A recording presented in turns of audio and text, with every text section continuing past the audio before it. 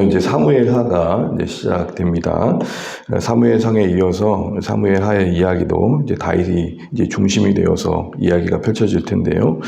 전반적인 쭉 이제 내용들은 이제 다윗이 이제 온 이스라엘 왕이 되는 과정, 그리고 그가 그 왕으로서 세워진 가정 속에 있었던 여러 가지 이야기들, 그러나 끝에 그가 또 교만하여 넘어지는 부분들, 다시 또 일으켜 주시는 부분들, 이렇게 이야기가 진행됩니다.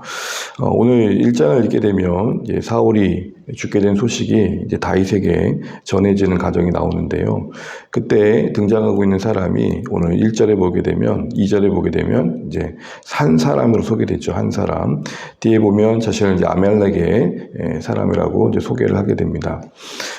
오늘 그가 이야기한 내용을 쭉 읽어보면 바로 사무엘상 31장과는 좀 대치되는 걸 알게 됩니다. 31장에서 사울은 블레셋온 하살을 맞게 죽게 되죠. 그리고 자기 옆에 있던 병기든 자에게 수치스러우니 대신 나를 죽여달라라고 이야기했었습니다. 그러니까 오늘 아말렉 사람이 쭉 넌 어디서 왔고 무엇 때문에 여기 왔느냐라고 이야기를 할 때 전하는 내용에 사울과 요나단의 죽음의 내용들을 이야기하는 것들을 쭉 보게 되면 그가 지금 어느 정도의 거짓 진술을 하고 있다는 것을 우리는 알게 됩니다. 그런 거짓 진술을 했을 때의 기대감은 뭐겠습니까? 자기도 알고 있는 거죠. 사울과 다윗의 관계를 잘 알고 있었습니다. 그래서 다윗이 이 소식을 들으면 좋아하겠지. 이게 사실은 어떻게 보면 인지상정 아니겠습니까? 다윗이 저렇게 쫓겨다니면서 괴로워했던 시간들을 아는 사람들 입장에서는 이게 사울의 죽음이 다윗에겐 좋은 소식이겠다 생각했던 겁니다. 그래서 그걸 전함으로 인해서 그 결과적으로 자신은 칭찬과 상급을 받으려고 했던 모습이 있었던 것이죠. 그런데 다윗은 더 뜻밖의 반응을 보입니다. 12절 보실까요? 함께 읽어보겠습니다. 12절. 사울과 그의 아들 요나단과 여호와의 백성과 이스라엘 족속의 칼의 죽음으로 말미암아 저녁 때까지 슬퍼하며 울며 금식하니라. 애도하고 있습니다. 금식으로 그 슬픔을 표현하고 있습니다. 어느 누군가는 이렇게도 해석합니다. 지금 다윗은 정치적인 행위를 하고 있다라는 겁니다. 사울이 죽게 된 게 자신의 탓이 아니다라는 것들을 보이기 위한 거라는 거죠. 그렇게 보려고 하면 또 그렇게도 보이는 부분이 있습니다. 그러나 오늘 우리가 뒤에도 보겠지만 지금 다윗은 더 다른 차원에서 슬퍼하고 있는 걸 보게 됩니다. 다윗이 오늘 이 뒤에 이 소식을 전한 자를 죽게 된 이후에서도 그걸 확인하게 됐는데요. 다윗은 그 사람이 기대했던 것처럼 기뻐하지 않고 슬퍼합니다. 그리고 또 하나 하는 게 뭐냐면은 15절 보시면 다윗이 청년 중 한 사람을 불러 이르되 가까이 가서 그를 죽이라 하매 그가 침에 곧 죽으니라 되어 있습니다. 즉각 처형을 합니다. 그가 여호와의 기름 부은 자를 죽였기 때문이다라고 이어지는 내용을 보면 우리가 확인하게 됩니다. 무슨 말입니까? 여전히 지금 다윗은 하나님의 정하신 그 왕 사울의 그 위치를 존중하고 있고 또 그만큼 그 죽음이 안타깝게 여겨지고 있는 것이죠. 그 알려진 죽음의 소식이 깊은 슬픔이 되었다라는 것들은 뒤에 이어지는 17절 이하에 이 17절까지 그 유명한 활의 노래라 그러죠. 활의 노래로 알려진 그곳에 담긴 애도의 내용을 보면 알게 됩니다. 우리 17절을 같이 한번 읽어보도록 하겠습니다. 다윗이 이 슬픈 노래로 사울과 그의 아들 요나단을 조상하고 명령하여 그것을 유다 족속에게 가르치라 하였으니 곧 활노리라 야살의 책에 기록되었을 때. 만약 다윗이 오늘 사울을 정적으로 생각하고 또 요나단을 경쟁자로 생각했다면 이런 노래는 나오지 않았을 겁니다. 노래의 내용을 쭉 보게 되면 안타깝게 두 용사가 죽었다는 겁니다. 그들은 정말 훌륭한 용사들이었고 또 그로 인해서 이스라엘이 복을 받았었다라고 이야기를 합니다. 내용 중에 모든 사울에 대한 내용들은 사울이 하나님 앞에 겸손했던 시절의 내용입니다. 그러니까 지금 다윗은 자신을 괴롭혔던 사울을 기억하는 게 아니라 참 하나님께 순종했을 때 아름다웠던 사울을 기억하고 있고 또 이스라엘 백성들에게 그렇게 기억되기를 바라고 있습니다. 어떻게 보면 쫓기는 내내 다윗의 마음속엔 원한이 자림잡는 했습니다. 그런 흔적들도 있지 않았습니까?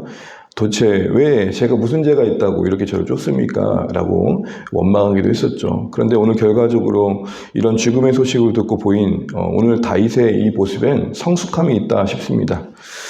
우리도 보게 되면 참 우리가 용서하지 못했다라는 것들이 때로는 삶의 순간에 이렇게 경험될 때가 있습니다. 나는 나름대로 정리되었다 생각했는데 그 사람의 소식이 좀 잘 됐다 그러면 또 배가 아프고 또 뭔가 안 됐다 그러면 왠지 모르게 또 시원한 마음이 있는 그런 모습들이 있죠. 우리가 그런 어떤 뒤끝이 있다는 겁니다. 그런데 오늘 다윗은 진심 어린 애도의 마음으로 이 슬픔을 노래에 담아 그리고 온 유대 사람들에게 아름답게 기억되기를 바라고 있습니다. 쫓기는 내내 어떻게 보면 원망과 원한이 뿌리 깊이 자리 잡고 쓴뿌리가 있을 만했을 텐데 오히려 그 사람이 성숙함으로 그 슬픔을 나타내고 있는 것들을 보게 됩니다. 그가 만약에 왕 되는 것에 관심이 있었다면 도저히 이룰 수 없었겠죠. 그가 이스라엘의 영웅이 되고자 했다면 이렇게 할 수 없었을 겁니다. 특별히 요나단과의 깊은 우정은 그의 마음을 더 슬프게 했습니다.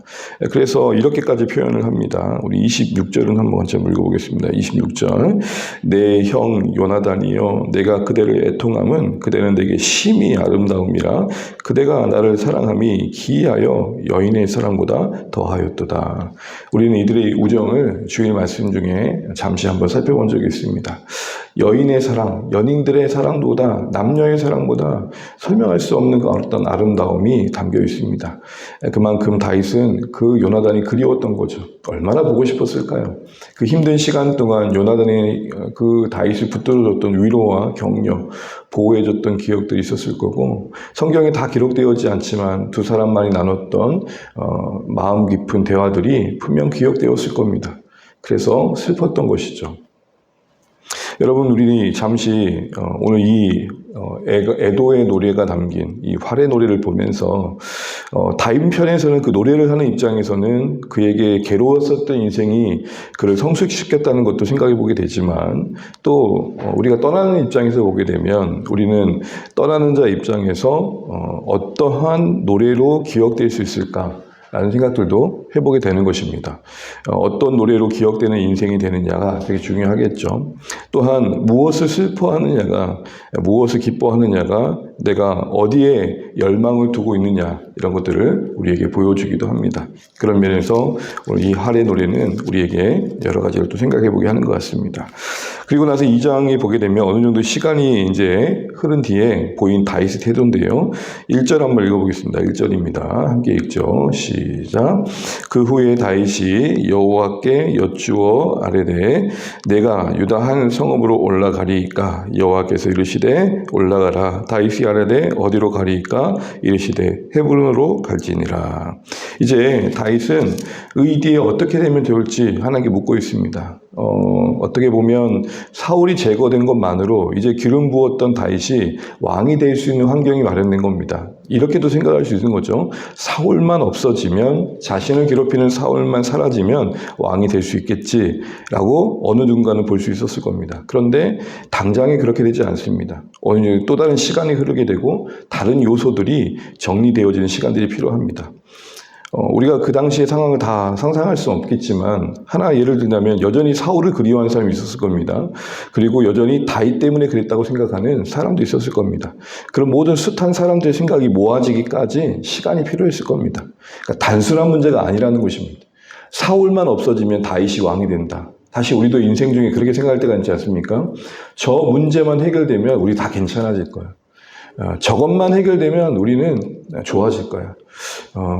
그렇지 않은 것 같습니다. 우리가 생각하지 못했던 많은 요소들이 있고 또 무엇보다도 이걸 우리가 진짜 기억하면 좋겠습니다. 다윗이 왕이 되는 문제는 정적을 제거하는 차원의 문제가 아니라 얼마나 하나님을 의지하고 하나님이 정하신 때를 기다리냐의 문제인 것입니다. 이것은 우리의 인생과 또 우리의 공동체가 앞으로 하나님의 인도하심을 받을 때 되게 중요한 것 같습니다. 이렇게만 되면 또 이런 사람들이 모이기만 하면 되겠지. 참 필요한 부분이지만 결국은 우리가 싸워야 할 싸움은 조건의 싸움을 뛰어넘어서 하나님의 뜻이 이루어짐을 기다리는 있죠. 오늘 찬양의 고백처럼 주님의 뜻을 이루소서라는 고백이 우리의 평생에 또 우리 각자와 공동체의 삶에 나아갈 방향이라는 것이죠. 그래서 하나님께 여쭈어 시작하는 그의 걸음은 우리에게 많은 인상을 깊게 남기게 되는 것 같습니다. 사울의 죽음을 정치적 기회로 삼기보다는 다시 한번 하나님의 새로운 인도하심을 구하고 있는 그의 모습에서 우리는 조건을 뛰어넘어 하나님을 의지하는 싸움으로 부름받았다는 사실들을 다시 한번 기억해야 되겠습니다. 다윗이 그 뒤에 올라갔을 때 헤브론에 이제 정착하는 과정 속에서 이제 어느 정도 시간이 흐린 뒤에 4절을 보시게 되면 유다 사람들 안에서는 이제 왕으로 추대받습니다. 근데 드디어 이제 왕이 되는 거죠. 작은 출발을 하게 된 겁니다. 물론 아직 온 이스라엘의 왕이 되기까지는 남은 시간들이 있습니다. 그러나 어쨌든 이제 유다의 왕으로서는 인정을 받게 된 것이죠. 하나님의 인정을 받았던 그 사람이 다윗이 이제 사람들 가운데 인정을 받고 유다의 지파의 왕으로 기름 세워지게 됩니다. 그 뒤에 다윗이 보였던 행보는 또 상징적입니다. 보통 우리가 정치인들이 어떤 자리에 가게 되면 또 대통령이 세워지게 되면 하는 어떤 그 정책이라든지 발언이 상징성이 있지 않습니까? 그가 했던 게 뭡니까? 바로 사울을 장례해줬던 길리안 야보스를 격려하고 품어줍니다. 우리 4절, 5절을 한참 읽어보겠습니다.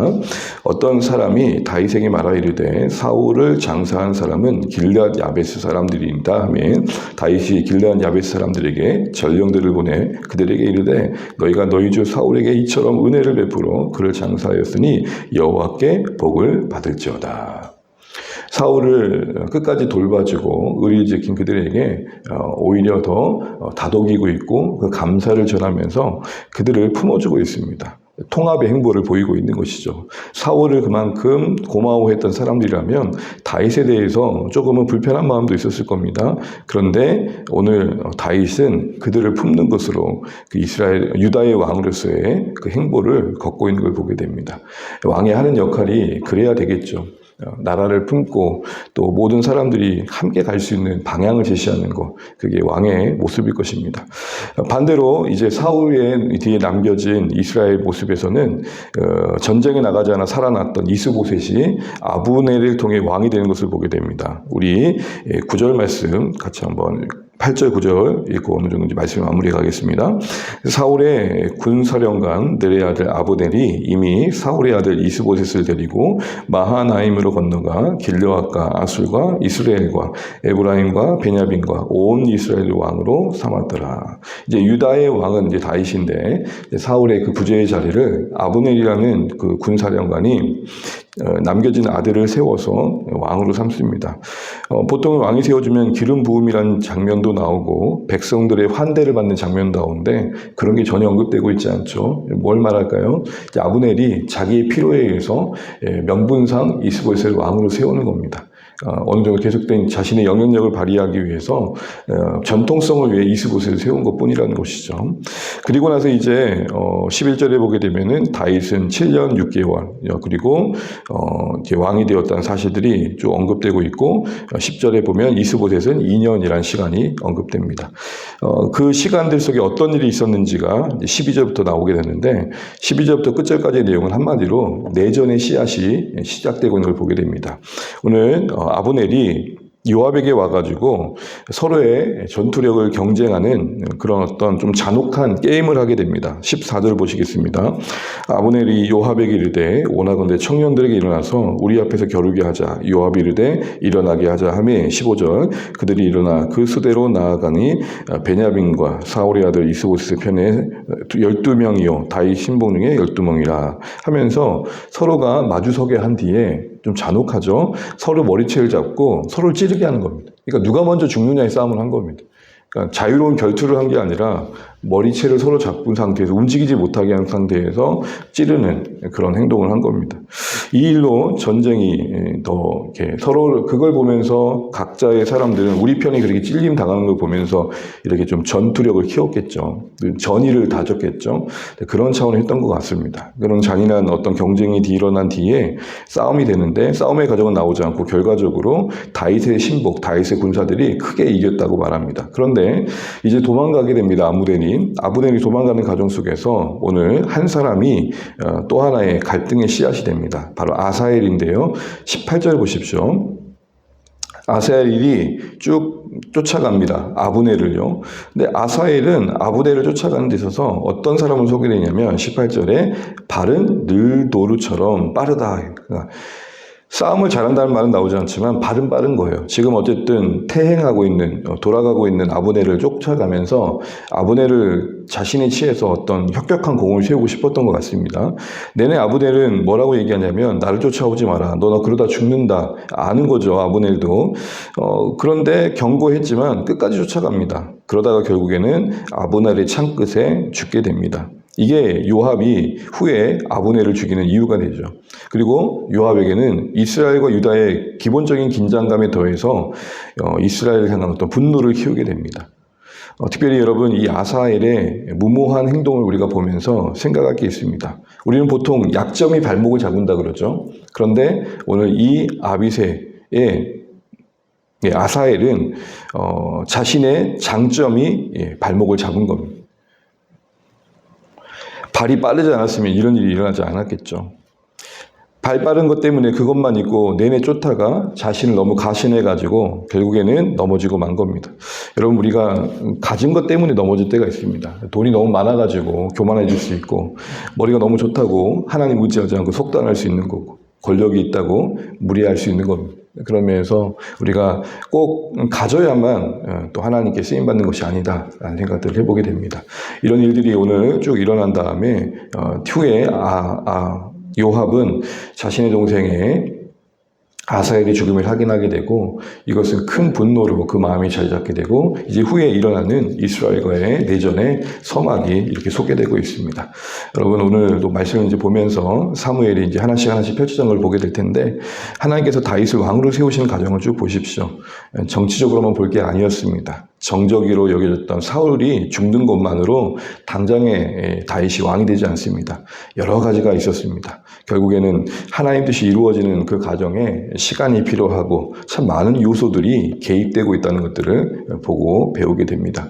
오늘도 이런 기억들 하면서 이렇게만 되면 또 저렇게만 되면 우린 좋아질 거야 라는 막연한 희망론이 아니라 하나님의 의지, 하나님을 끝까지 의지하자라는 의지의 싸움에서 승리하기를 또 결단할 수 있는 또 우리의 말씀 되시면 좋겠습니다. 기도하시겠습니다.